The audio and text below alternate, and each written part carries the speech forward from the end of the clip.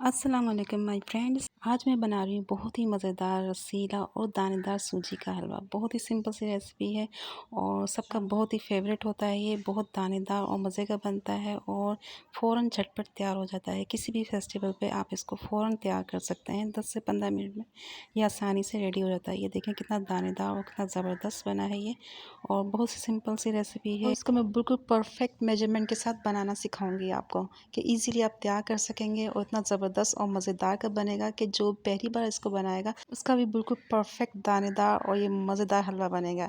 और इसको बनाना बहुत ही आसान है। तो आइए चलें देखें ये मज़ेदार सा रसीला दानेदार हलवा कैसे बनाते हैं। और अगर आपको मेरी रेसिपी अच्छी लगे तो इसको लाइक ज़रूर कीजिएगा और मेरे चैनल को भी सब्सक्राइब कर दीजिएगा।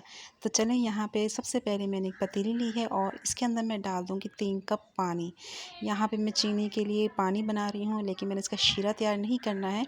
और जब मैंने इसमें 3 कप डाल दिए, चूल्हा मैंने ऑन कर दिया है। 3 मैंने सब्ज़ इलायची ली हैं और छिलकों समेत ही मैंने इनको कूट लिया है। छिलकों में बहुत अच्छा फ्लेवर होता है, उसके बड़े फ़ायदे होते हैं। ठीक है, इसको मैंने छिलकों समेत डाल दिया है खोल के। और इसमें मैंने डाली है हाफ़ कप से ज़्यादा चीनी। आप अपने टेस्ट के हिसाब से ले सकते हैं, 1 कप भी ले सकते हैं। और अगर आपको ज़्यादा मीठा पसंद है, और इसके अलावा मैंने इसमें फूड कलर डाला है, जर्दे का रंग था वो मैंने थोड़ा सा 2 चुटकी डाल दिया है। अच्छा, इसका मैंने शीरा तैयार नहीं करना है कि गाढ़ा सा आपको शीरा बनाना हो, नहीं, मैं सिर्फ इसका एक बॉयल दूंगी और बस चीनी मेल्ट हो जाएगी तो उसको एक तरफ रख देते हैं। अब दूसरी तरफ कढ़ाई में मैंने हाफ़ कप से थोड़ा सा कम घी लिया है, आप हाफ़ कप भी ले सकते हैं। घी आप अपनी मर्ज़ी से कम या ज़्यादा कर सकते हैं। और इसके अंदर मैं जैसे घी गर्म होगा 1 कप मैंने सूजी की डाल दी है। जिस जिस कप से मैंने 3 कप पानी लिया था, उसी कप से 1 कप मैंने सूजी ली है। आप कोई भी कप या प्याली जो है अपनी चूज़ कर सकते हैं और उसी से आपने सारी मेजरमेंट करनी है। अब हम इसको स्लो फ्लेम पे बिल्कुल भूनेंगे। सारा काम सूजी को भूनने का होता है, 5 से 6 मिनट लगते हैं बस। लेकिन आपने मीडियम और स्लो फ्लेम पे इसको भूनना है ताकि इसका कलर ख़राब नहीं हो। अगर इसका कलर ख़राब होगा तो इसका जायका भी ख़राब हो जाता है। तो देखिए, मैं इसको स्लो फ्लेम पे आहिस्ता-आहिस्ता भून रही हूँ। अच्छी से इसकी खुशबू आने लगी है और इसने अपना घी भी छोड़ना शुरू कर दिया। तो ये इस बात की निशानी है कि सूजी का कच्चापन ख़त्म हो गया और ये भुन गई है। तो जैसे ही हमारी सूजी भुन गई तो जो मैंने ये चीनी का पानी तैयार किया था, ये इसके अंदर मैं ऐड कर दूँगी। सारा पानी मैंने इसमें डाल दिया जो कि 3 कप था। अब यहाँ पे आपने इसको मीडियम फ्लेम पे पकाना है और मुसलसल चम्मच चलाना है। सूजी जो है फ़ौरन ही पानी को सोख कर लेगी, ये आपको पता है। फ़ौरन ही 3 से 4 मिनट लगेंगे और मुश्किल से 3 मिनट लगेंगे, तो इसलिए आपने चम्मच चलाते रहना है ताकि सूजी इकट्ठी ना हो।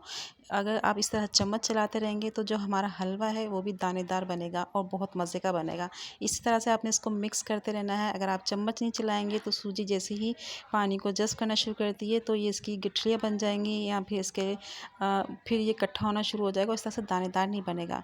तो इस चीज़ का आपने ख्याल रखना है। देखें, ये मैंने चम्मच चलाती रही, किस तरह इक्वली ये हमारा स्मूथ सा हलवा रेडी हुआ है।